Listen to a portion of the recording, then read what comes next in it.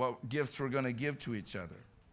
I mean, could you imagine how stressful it would be if the 12 days of Christmas were your shopping list? I mean, think about that.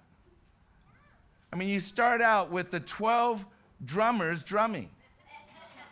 I mean, first of all, with COVID, in order for them to play at a live performance, they would all have to be vaccinated and they'd have to wear masks, which would just be terrible.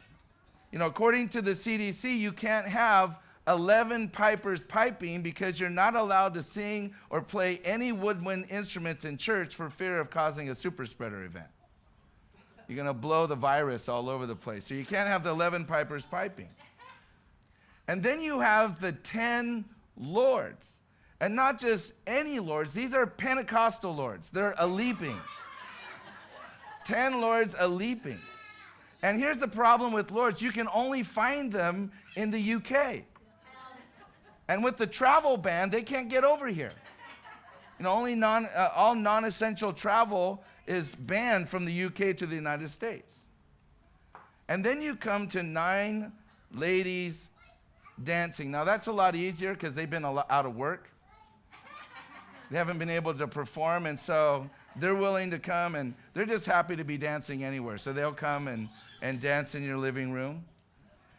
But then it gets complicated because now you need 8 maids. And not just any maids, they have to be 8 maids a-milking. 8 maids a-milking, which means you need 8 cows for them to milk. And then you need a place to put all those cows. And then you need hay, and then you need all the food, the water that goes with it, and then you need a market to sell all this milk you're going to have because of these 8 maids milking these cows, which could actually help pay for the cows. But then after these 8 maids of milking, you need 7 swans. And here's the kicker. They have to be a-swimming. Not just any 7 swans. They have to be 7 swans a-swimming, which means you need a really large above-ground pool. And that just reminds me of living in South Carolina, you know, in a trailer park. You know, you go everywhere in the trailer park, everybody's got an above-ground pool, and right there would be the 7 swans a-swimming. But here's the thing. I don't know if you've ever been around swans, but they are really mean. They will attack you. I mean, when we were living across from Calvary Chapel, Costa Mesa, in this place, South Coast Shores, there was a lake there, and they had these swans in this lake, and they would just chase you if you got too close to them, and they would attack you. Not to mention the 6 geese. They're mean too. They'll come after you also. But they can't be any 6 geese. They have to be 6 geese a-laying. Now, could you imagine bringing home 6 geese a-laying? It's like, honey, I got you the perfect gift. It's the gift that keeps on giving. All year round, you're going to just wait for a minute. You'll see in a second what I'm talking about. This, just hold on, wait. Here it comes. Boom. Oh, you were supposed to catch it before it hit the ground. That's really a bummer. So now you got 6 geese a-laying. And then comes the easiest gift of all, really.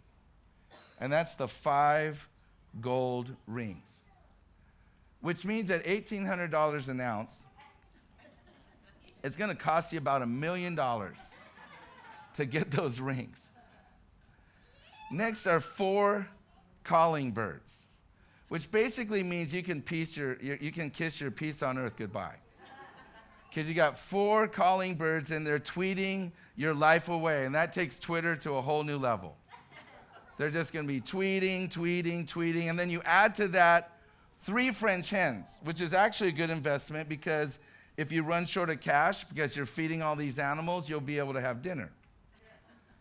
But then you have 2 turtle doves on top of it, which basically means at this point you've got the geese, you've got the swans, you've got the cows, you've got the calling birds, you've got the French hens. Basically, you're living in a barn. You have your own living nativity nightmare in your living room right now with all of these animals. And then finally, the last gift, a partridge, wait for it, in a pear tree.